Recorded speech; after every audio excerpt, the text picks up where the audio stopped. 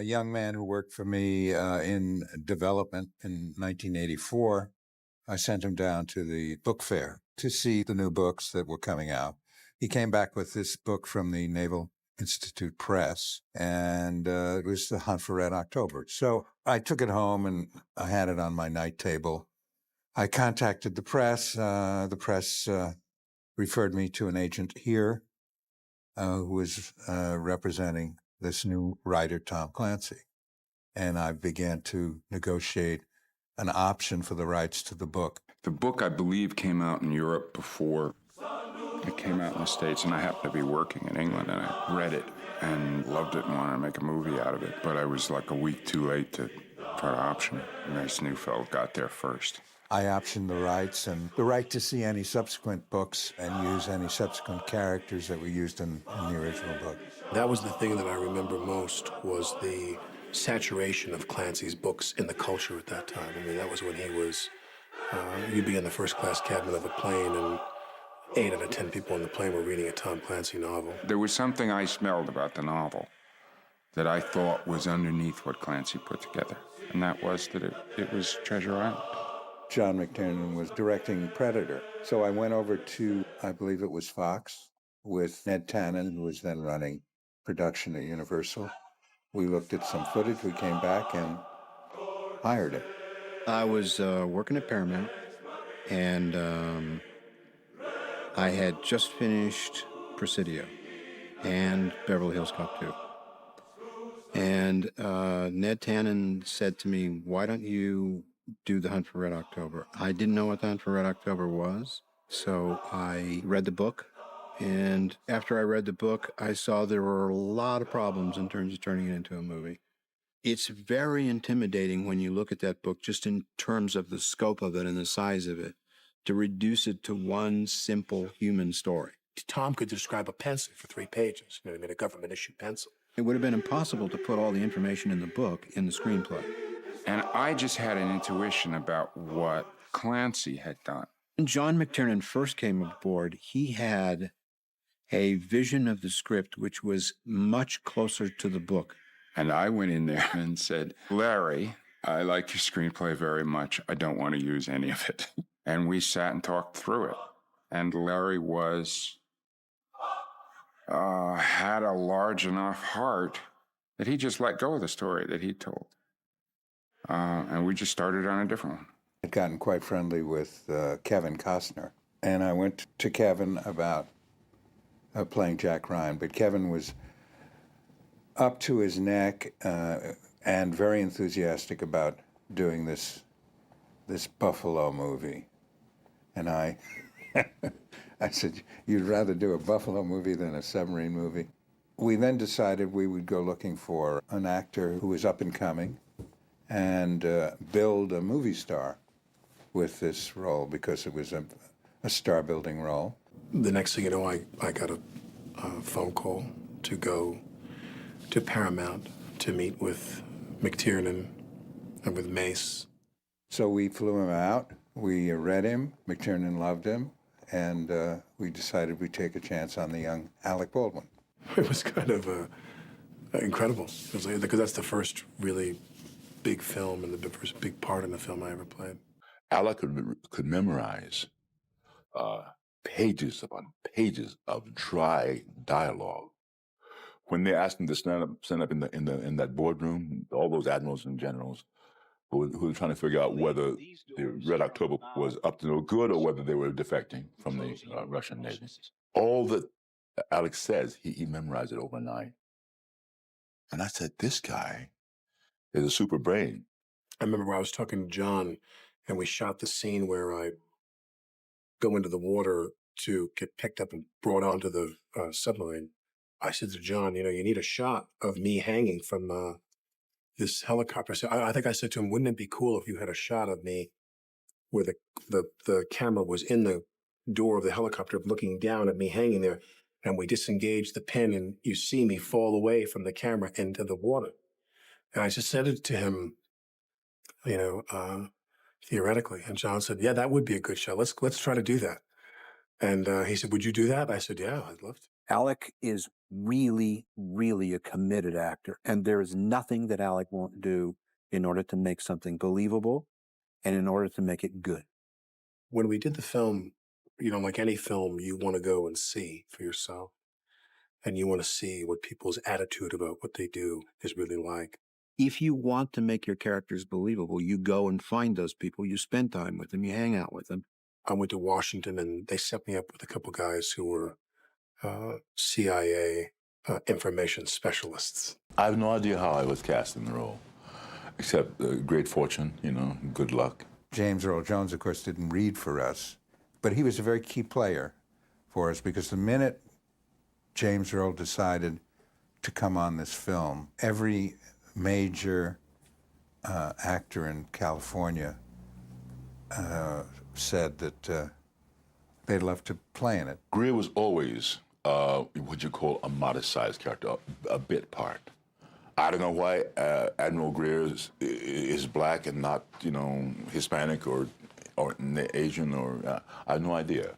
Maybe it was a little new in the movies to have an admiral who's black, to have a man pictured as an authority figure where everyone else respects him and takes his instructions, and his race is simply not an issue. He happens to be black, but nobody pays any attention to it. What this movie just had so many great movie actors, you know, people that could really, really, you know, squeeze every moment out of it in front of a camera. Very early on, there was talk of casting Klaus Maria Brandauer in that part. And 2 or 3 days after I realized that Klaus couldn't do it, Sean Connery's agent called me and said, Sean is looking for a film. What about that Hunt for Red October? So I said, great. And we faxed the screenplay to him in Marbella. I was ready to take a golfing holiday and go home to Scotland. And suddenly they caught me in London and sent me the fax of what they had. And so once I got caught up in it, it was very difficult not to agree to do it. He called about 3 days later, and I had never spoken to him at all. And I got on the phone and he said, Mr. Neufeld, this is Sean Connery. I said, oh, how are you, sir? He said, fine. He said, I don't think I can do your movie. I said, why not? He said, well, it doesn't make any sense in the political situation here. He says, you know, we have détente with Russia, perestroika, and this is all about defecting to the United States. I said, no, but it's said in the past, Mr. Connery. He says, no, it's not. I said, yes, it is. Just look at the first printed matter that goes up on the screen before the movie starts. And he said, I don't have that. They sent the script to me, but they had not put because it was faxed, there was no foreword on it. The foreword explained that it happened before Gorbachev. So we faxed him the first page, and about an hour later, he called. He said, oh, now you're talking. Now this makes sense. I remember when they said Sean's going to be in the movie, I thought, oh, wow, you know, I'm dead. No one's even going to notice me in this movie. I'm going to be invisible in this movie. Alex, Mao, Sean Connery. We all of our mouths dropped. I was really pleased when Sean came aboard, because aside from being a great actor, he carries with him a tremendous amount of antecedent goodwill. People want to like Sean. Yeah, I'd heard a lot of things about Sean. He was tough and rough and all that kind of stuff. But for me, he was nothing but really nice and funny and irreverent and very generous. Scott Glenn was one of the actors that was suggested, and the minute his name came up, we knew he had the kind of strength and, of course, chops, as they say, to play the role of Mancuso, and he was hired. And they called me up and they said, do you want to take a ride on a fast attack sub for real? And I said, yeah, sure. Tom Fargo, who was the captain of the Salt Lake City, which was the nuclear submarine that we visited and dove to 600 feet off the coast of San Diego and spent the night on to do research for the film, to be on a real nuclear 688 attack class submarine. Tom Fargo was the captain of that ship. The skipper of the boat who wound up being a great guy, and we became friends. He said, "Scott, I hope you don't mind, but he said, I've given orders to all the guys on board to treat you as of equal rank with me. So every time for the next few days that we're out, when someone comes up and reports to me, they're going to turn right around, they're going to report to you, and then I'm going to tell you what we're going to do about it." He said, "There may be once or twice when I'm going to ask you to just go to your quarters when we'll be dealing with stuff that's top secret, that's classified." But now, how he knew to do that, I mean, it was like giving me an acting lesson. Scott Glenn, I would love to take all sorts of credit for his performance, but actually it belongs to the captain of the Salt Lake City. What I discovered when I came on board the Salt Lake was that in important matters, Tom Fargo certainly was, a strong, tough commander, but he had a degree of relaxation and looseness with his men that I never would have expected. And he was this incredibly confident and really just this incredibly, he was like this guy you'd follow into hell, you know what I mean? He was this really tough guy, you know? And he never raised his voice. He would say things almost by way of suggestion, and of course they would be done just like that. And so for the Hunt for Red October, I thought, well, hell, why bother even working? I'm just going to copy him. I'm just going to make Mancuso Tom Fargo. And so that's all I did in that movie. Whatever good happened in that performance, basically, I owe to now Admiral Fargo. So thank you, sir. Many years ago, before I put away the toys of childhood, I used to be an actor.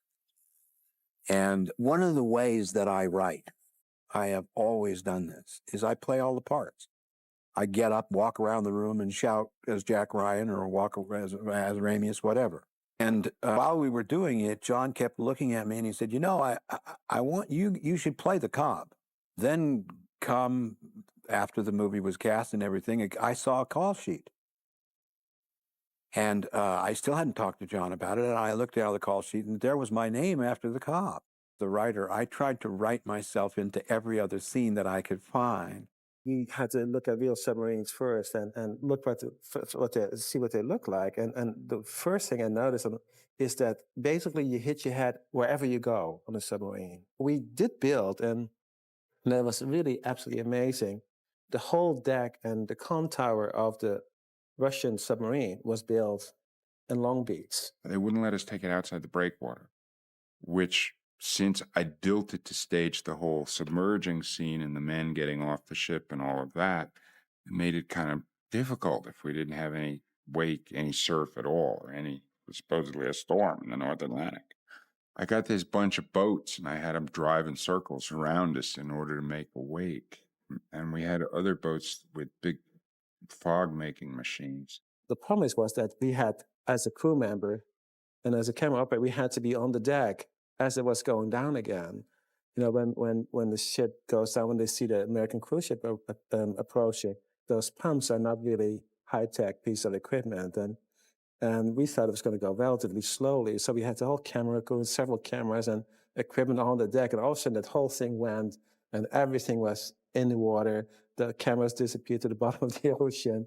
I mean, obviously we couldn't shoot in a real submarine for any length of time, although we did use an old diesel sub for the interior of the Russian submarine in the movie.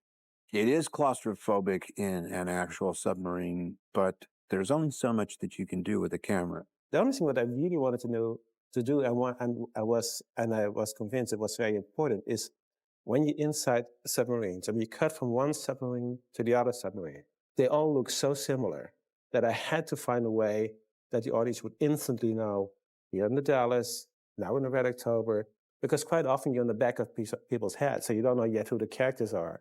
So I made a very distinctive choice, and then with John and with Terry Marsh, the production designer, to create a light scheme that is very recognizable. The Dallas is red, the Red October is blue, and the third submarine is green. And it's done subtly, not like really bright, but it is, you know right away where you are. It helps the audience to kind of give a feeling of choreography. And because if you cut from one close-up on one boat, you have otherwise no idea. So I felt the biggest job for me was as a cinematographer to really help the audience, because they would be so confused so quickly if you wouldn't tell that story and make that very, very clear. The camera is always exactly where it needs to be to tell that story. Yanni and I would work out these great elaborate camera moves, and we were content to do them over the course of 4 or 5 takes. I'd see what was working and what wasn't working, and I'd fix the actors to help the move. And he'd see it from the other direction, and he'd fix the camera move or the lighting to make it work better. And I told him, listen, we have to also build things in the set. I mean, like, you tend to think, well, the Americans have to have the most modern submarine. I think the Russians should have. This is the newest one. That should be the slickest looking, the most high-tech looking. And the American is just pretty neutral. The Russian Red October submarine is an entirely different boat from Scott Glen's Dallas. And I just said, suppose the Navy, for their next submarine, brought in a bunch of aeronautical designers and said, leave every gauge where it is, leave every control, every handle, every screen, leave everything exactly where it is, but just do it with your materials instead of our materials. Do it with aircraft materials in an aircraft style. And that's how we did the interior of the Dallas. We built the interior of a Los Angeles class attack submarine. The studio did. And it was accurate to the smallest detail. And it's amazing. The gauges worked. And it was on a gimbal, and it was up in the air, and it was just this interior shell. But the gauges inside worked, and they were hooked to a computer. So as the sub started to descend, the gauges would descend. The entire interior that we used to shoot was set on a gimbal, which was constructed on the Paramount lot, an enormously strong gimbal. It was anchored to the concrete floor. It is gimbaled to do 45 degrees forwards, backwards, sideways, which in itself is seasickening. Usually when I'm making a movie, I like to get to the set way early, way before anybody else, and figure out how everything works and feel comfortable with it and just be there all day long. And that's just my way of working. With Hunt for Red October, I basically didn't get up into that gimbal until I knew they were about ready to shoot, and then I would get into it and we would start to work there. But it wasn't like super comfortable for me. It must have been rough for Jan because of the kind of lighting restrictions and the fact that when they turned it on, I mean, it was bouncing all over the place. Quite often the camera was like on top of a Titan crane and a long extended arm with hot heads on the end. So it was like the base of the camera quite often was 45 feet away, if not more. So the communication was really, really tough. And very few people could be inside the set because the set was always moving and people had to be tied off to guardrails and helmets and all that stuff. I got involved with Hunt for Red October after they completed production on the movie. They were having another facility actually work on the post-production, the special effects, and Paramount and the director decided they wanted an alternative, so they contacted ILM, and so ILM put me on to the project at that point. John wanted us to make it look like we were really underwater, but obviously they had to take certain cinematic license so that we could actually see the subs at those distances. So we wanted a lot of feeling of depth and scale because the Hunt for Red October is supposed to be over 600 feet long in scale. So that was our aim with that. So we tried to find out what he visually wanted to achieve. There was this really fantastic shot where they ran the camera over the large model, and they used a series of mirrors because they couldn't get the camera close enough. It was just too big and bulky. Well, because John wanted a lot of the shots to be extremely close to the submarine. We didn't want to shoot them far away to make them look like they were miniatures, so we wanted to really scrape the sides of them. So there were a few shots where we actually had mirrors involved, and we would basically build like a triangular mirror system put right up next to the lens, and then the lens would photograph through that mirror onto the model itself. So the mirror was literally scraping the model itself. We had to develop a special rig to hang the Red October so that it would stay well out of view of the camera for the distant shots. Tad Shanowski redeveloped a rig that he had invented for batteries not included. And what it was a hanging frame from which were suspended 12 wires. And the 12 wires were connected to the Red October at 4 points. So each point had 3 wires attached to it, which triangulated the possible motion at each one of those points. So as a result, we had a rig that was electronically operated and could make the Red October pitch and yaw in a really smooth fashion, which was very believable. Because the production schedule was so tight, we had 2 motion control crews working on the project. Well, motion control, as it's become, is a computer-controlled camera that runs generally at a very slow speed. One of the things that we knew we had to do, since we had to photograph this in smoke, is we didn't want to spend a lot of time doing blue screen or matting and trying to combine that depth. So what we decided to do was shoot it in smoke, suspend these by very thin wires, and Joel Fulmer basically designed a rig that we could motion control that would suspend the submarines, and they connected onto an entire motion control crane system. It's one thing to do a submarine just tracking through the water, which in our case was heavy smoke. But things got very complicated when the Red October has to traverse a rocky terrain, subterranean area. One of the frustrating things was, with this particular project, we were just on the verge of making computer graphics work for a lot of things. And of course, John McTiernan and a lot of people in Hollywood had been hearing things, and so they wanted the whole thing done, computer graphics or compositing. We said, well, we're not at that point where we can actually do all of that. But we did want to make sure that we did all the ripple effects and the distortions and get those added in as computer graphics. The computer effects are kind of primitive, but they were the best that was available at the time. When you're creating a composite of multiple live elements or CGI and live elements, the hardest thing is always trying to get them to look like they were photographed at the same time. We had these beautiful models photographed in this big smoky warehouses, which gave a really nice murkiness and feel, but there's still a lot missing. We needed to add particulate in the waters, like plankton and stuff drifting around. And most importantly, we had to add the trail of bubbles and wake distortion behind the submarines so it would feel like they were actually in water. Those are the biggest things that we had to add. John wanted things always dynamic. I think that's really obvious if you look at the film. The camera's moving, the submarines are always moving. Some other films may not portray their action that way, but stuff was always moving, even if it wasn't moving. Something was moving. I think the thing that I'm most proud of with it is just the quality of the work, the speed at which we did it, the way the entire crew worked together. When we saw the final product, we felt it worked very well. If you look carefully at the movie, every scene ends with a provocative question. And can you believe to this day I still remember the line I say? He knows his Russian lines. Palyazna zna, что думает противник, не правда ли? That kind of mind doesn't let go of stuff, you know. He probably wishes it does, wishes it did let go of stuff.